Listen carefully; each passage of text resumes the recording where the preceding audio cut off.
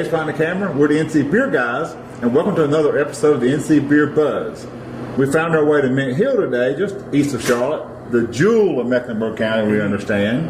And we're at the Barking Duck Brewing Company with Jake Reynolds and Josh Carl. These are the co-owners, and we want to hear all about Barking Duck and how they've come to be and what they've planned for the future. Thanks for having us in, guys. We appreciate you making time for us. Yeah, for sure. Beautiful day. It's going to be nice. It's going to be nice. A little cool this morning for us. Perfect, though. So, how did Barking Duck come to be Barking Duck? You guys, how did you know each other? College roommates. Okay. Western Carolina. Yep. Just started hanging out there and did a bunch of home brewing together. All right. He started home brewing, and then I kind of was like, "Hey, that's cool." Yeah. Years ago, so. I can drink some beer. Oh yeah, for sure. Especially we when both you put away some beer. Yeah. Especially, hey, I made this. This is pretty cool. I'm drinking it. So, we just kept home brewing, and then he got married a couple years ago. We did a beer for that, and we didn't tell anybody that we brewed it. And It was well received. We got 2 sixels from Ass Clown, and then we brewed our first rendition of our milk stout. It was a coffee milk stout at that time, and everybody thought they were all 3 from Ass Clown. They keep going, man, what's the name of that stout so we can go back and get it? And it was like, that was made Josh's back porch beer. So it kind of sparked something in you that we can make some of these. Right. That was the kick in the pants it took. I said that was a couple years back? That was almost 2 years ago now. Yeah, it was July of 2013. Okay. Thank God my wife's not here to... I know. Right. When did I get married? Yeah, I think I know. And then drinking lots of beer. There's a place, Duckworks, here in Charlotte. A lot of craft beer, just a whole nother. Maybe we should start a brewery. Yeah. And I mean, doing a lot of research and development. You were both already here in Charlotte. Yeah. Because you're not from Charlotte, I don't think. Not originally. We've lived here quite a while, Right. but we're not originally from here. I'm from Dallas. He's from all over the world. Yeah. Okay. So my dad was military. I was born in Florida, but grew up a little bit of here, there, and everywhere. And so we decided, how do we pick Mint Hill? Well, we started out, I live in Pineville, and we wanted to be away from, all the rest of the breweries because it's just very saturated up there. Not saying it's a bad thing. It's just we wanted our own little thing. A place to make our own name. Pineville didn't work out for us. One of the owners of D9, Aaron, used to live down here, and he was telling us how this place would explode if he could put a brewery down here. And he said if he didn't already have his, he would. He was looking at actually the place that we were in before here, that Brew Public's in now.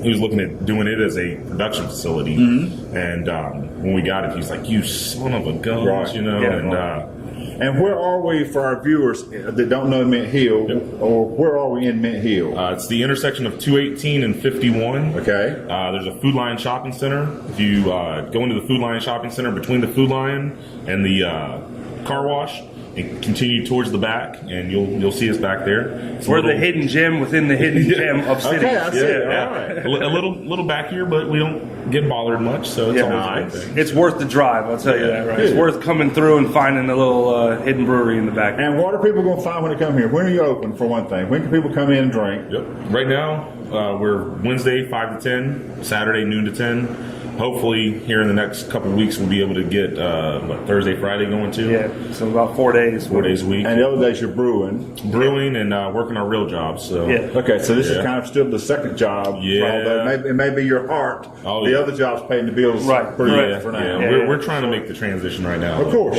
Slowly but surely. Yeah, we're just kind of want to grow organically and just not force anything. See where it goes. Just see where it goes. Yeah. And when it comes to time when we need to move forward, we'll move forward as it comes along. So now, what kind of system are we brewing on here?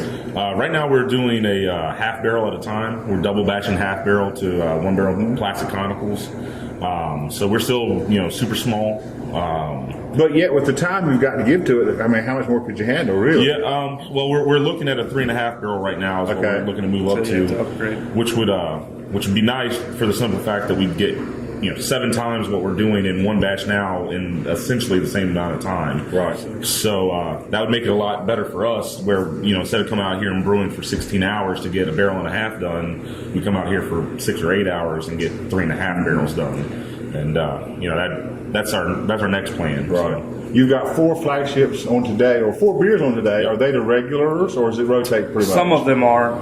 You always got what on? Banamber. That's your beer. That's the flagship beer. They're not going to come in here and not have it unless you Banamber always be on. Okay. Always be on tap. That's very good. Very good, by the way. That's what I had. Yeah, that was the happy accident.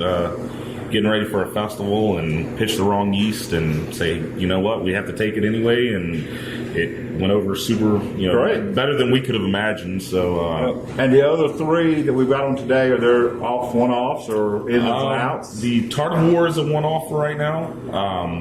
We neither one are big sour fans, tart fans. Okay. We kept getting the question, when is that going to happen? Because a lot of people are. A lot of people, it is becoming a big thing right now. So we went ahead and kicked out a tart porter, the Tart of War. How do you think? How do you even not being a sour guy, you got to appreciate the Yeah, quality. no, that's why we called it a tart. Even though there's not a classification for tarts, it's not as sour as most sours are. So we thought tart would kind of, it makes you a little pucker a little bit. You know, it gives you the dimples, but still a porter. Yeah, but being still the porter, it's got the roasty notes. It's got a full bodiness to it with that little vinegary sourness to it. And it's been well received. Yeah, a lot better than we could have imagined. Honestly. Okay, really well. When we first put it on here was the day that the Charlotte Beer Babes came out, and they were pretty astounded by it and everything. And then we took it to Mike Brawley's Black and Blue, and it got a really good reception there as that well. was really good. Great. But what we try to do is every month just try to do a different beer that we've never done before. One a month to just brand new to you and to the tap. Just try to add it to the list, and if it works, we keep it. If it doesn't, then we never talk about it again. That's right. Our 3 that 4 now that we pretty much try to keep a decent rolling are our Banamber, our Belgian Amber, our Barking Dead, it's our black IPA, which is not on right now, our Havesies double IPA, and our Big Belly Milk Stout.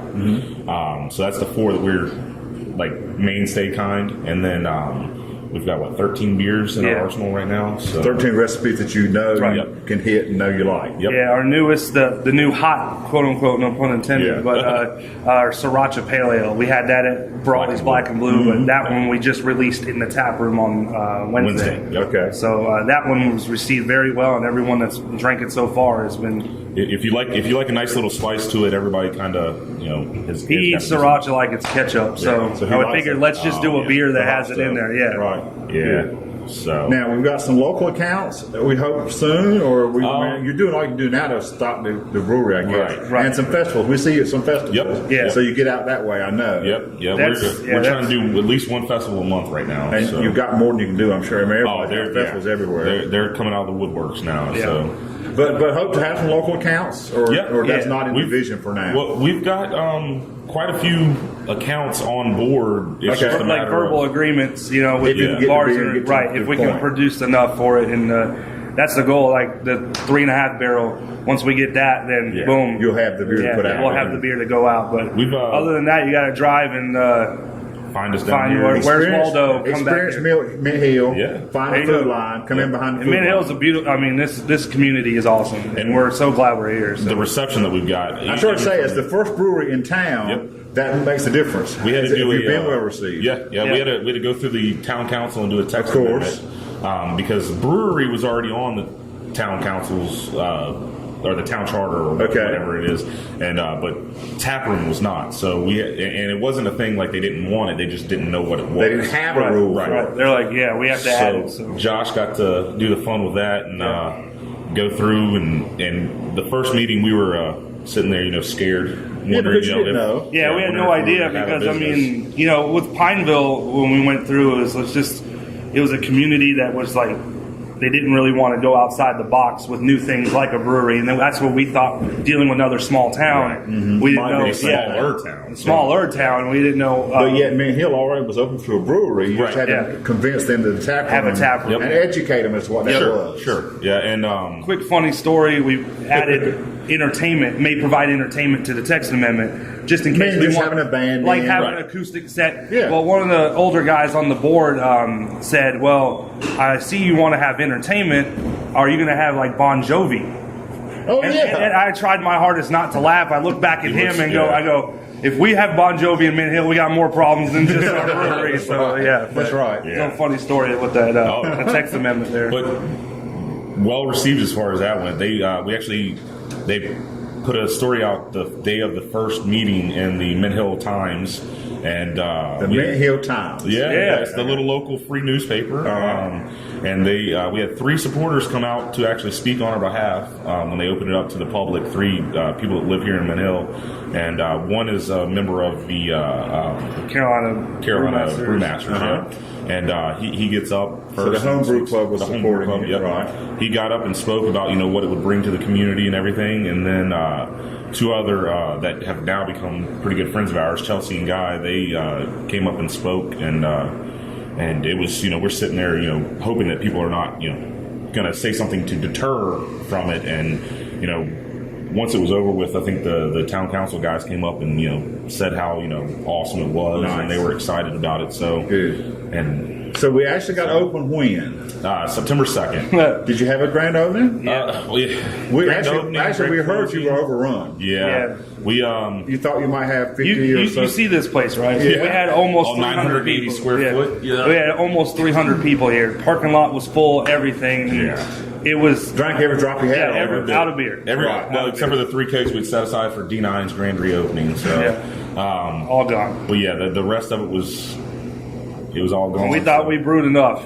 And we brewed 4 barrels for that night, and it was that week. It was 92 degrees, and there were 300 people. Our kegerator tried to die on us. Yeah, they had no air conditioner in here that was kicking hard enough, and it was a little overwhelming, but in a good way. So, it was a good way. Yeah. So that had to excite you about the future. And the Charlotte beer scene that showed up that day to come support us was another just amazing thing. It's such a great beer scene now. It is. And growing all the time. And it does seem to be such a community of support for all the new guys. For sure. Because you very soon, and maybe already, are not the new guys. No, we've been overran by 5 new breweries.